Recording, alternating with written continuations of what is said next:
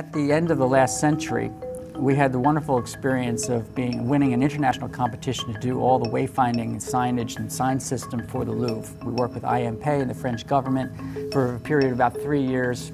The most spectacular thing I saw was the personal journal created by Paul Gauguin during his time when he was living in Tahiti. It contained drawings, paintings, collages, handwritten notes, pasted in letters from friends, vintage photographs, news clippings, leaves, seed pods. It was just an unbelievably spectacular work of art visually. And I think what made it even more wonderful is that this was not meant for public view. This was a private experience, and I really felt that I was like peering into the soul of this great artist. Like, not too many people get to see this thing. From that experience, I decided that I was going to start keeping a journal myself, and I've been doing that now for about 15 years. They're kind of a chronicle of life, the times, the world we live in. They're a laboratory for ideas and experimentation. As you can see, they're full of notes and paintings and drawings and collages about things that I see, things that happen to us as a culture, and don't want them to pass by. This is where I record moments of great human achievement, human tragedy, and of course, unimaginable triumph. This is a bit obsessive, but every time I start a new book, I have the habit of taking a color photocopy, reduced photocopy of the cover. That becomes my bookmark. And then when I finish the book, I paste it into my journal. And that's where I write my observations, my review, kind of a book report about what I just read. Now, why do I do this? Well, I can go back 5, 10 years ago, pick up one of these journals, look at that page, and it's almost like rereading the book again, because it's my words, my interpretation of what I read. When it comes to innovation, I think that the world of science far out-trumps the world of art. You know, with science, when you think you've seen it all, science proves that you haven't.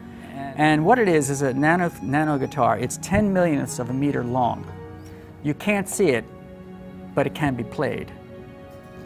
I'll repeat that. You can't see it, but it can be played. I find that just extraordinary. And what scientists do, they fire lasers at these little strings that they've developed, and they can play music with it. With recent advances in digital photography, scientists have been able to go to depths of the ocean where they could never go before because of conventional cameras. So what's happening is they're finding whole new species. What you're looking at here, this little yellow guy, it's an octopus. Okay? They call this blue one, an octopus too, but I see more than 8 arms there. But these, 2, 3 years ago, we didn't even know these species existed. They have been cohabitating this planet with us for hundreds of thousands of years, yet we've just met. The Spanish architect Santiago Calatrava, I read a quote recently where he said that out of all the fine arts, architecture was the most important. And I can agree with that because it affects us so directly. But I think in the digital realm, and again, maybe structures like this could not be built without CAD and digital technology.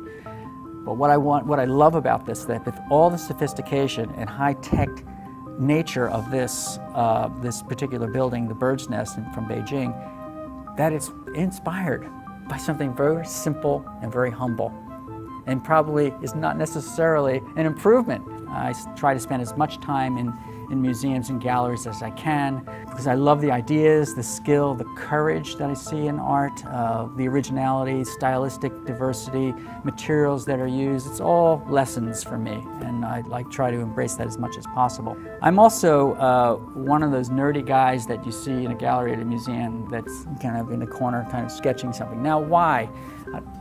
It slows me down. It's too easy to walk into a gallery and there's 30 paintings and you kind of spend a second on each one. Well, this forces me to actually really look, almost like a conversation with the artist, to understand what they're trying to do by simply trying to create a gesture of a particular painting or sculpture. I don't like when I've missed a scientific discovery or a new artist that is out there that I must see. I find ways to kind of bring them into my life through these journals that I create. And I think it's a way to kind of capture sources of inspiration. They're there every minute, every day. They're free and you can have them. It's just there. It's about looking and then kind of bringing in some form, whether you're doing it on your laptop or your cell phone or your iPhone. I think it's a worthwhile experience because I feel it's made me a better designer. And at the same time, it's a resource that I can use for the rest of my life in terms of a source of inspiration.